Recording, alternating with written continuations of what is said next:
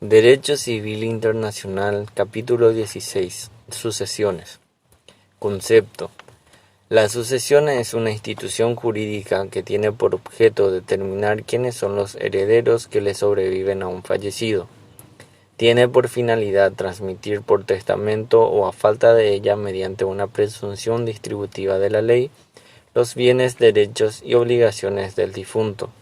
Sistema.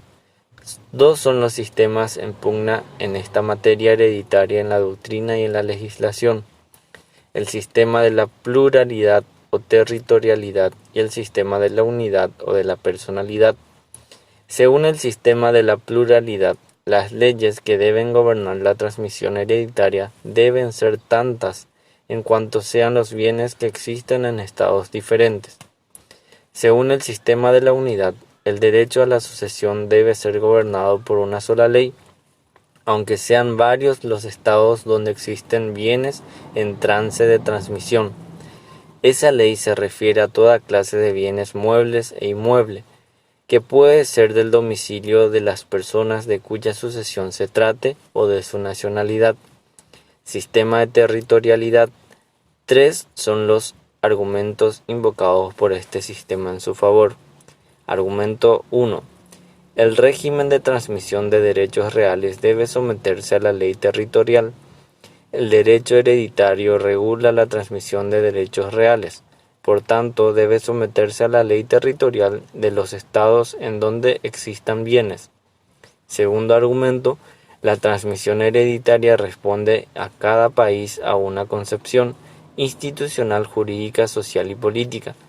Siendo ello así, no es posible una ley extraña y a veces contraria al orden público de otro estado intervenga en la distribución de bienes dentro de su territorio. Tercer argumento.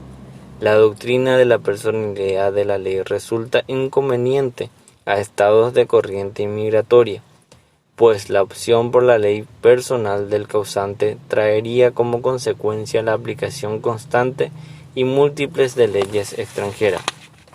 Sistema de personalidad. Los argumentos de esta posición doctrinaria hereditaria son dos. Primer argumento. El sistema de la personalidad, sea de la nacionalidad o del domicilio, asegura la unidad del régimen legal. Segundo argumento. El sistema de la personalidad asegura la certeza de la norma aplicable a la transmisión de bienes por causa de la muerte. Regulación internacional. Jurisdicción de los derechos hereditarios en su artículo 2 del Código Civil dispone: si un procedimiento sucesorio ha sido iniciado en la República y fuera de ella, los sucesores domiciliados en el país tomarán de los bienes situados en él una parte igual al valor de aquellos de que hayan sido excluidos en el extranjero en virtud de leyes locales.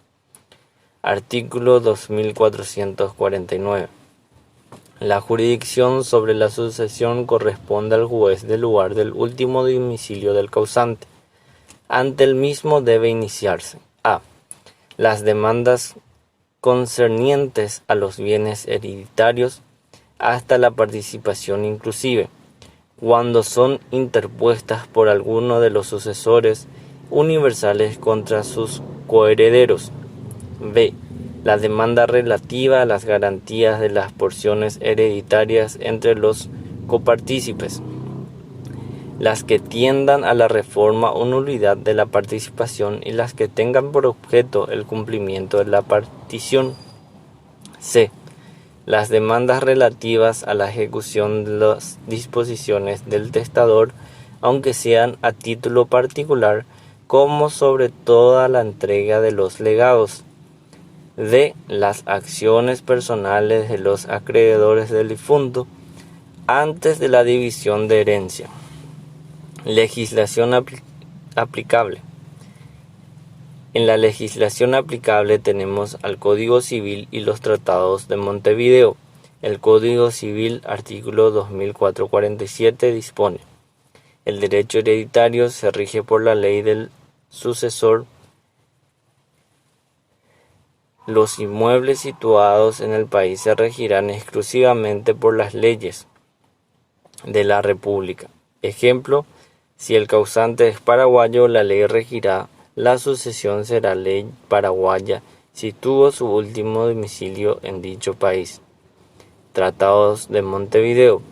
Los tratados de Montevideo son fieles al sistema de la pluralidad de jurisdicciones, es decir, la transmisión hereditaria deben ser tantas cuantos sean los bienes que existen en estados diferentes que se consagran en los artículos 66 del Tratado del Derecho Civil de 1889 y el artículo 63 del Tratado del Derecho Civil de 1940.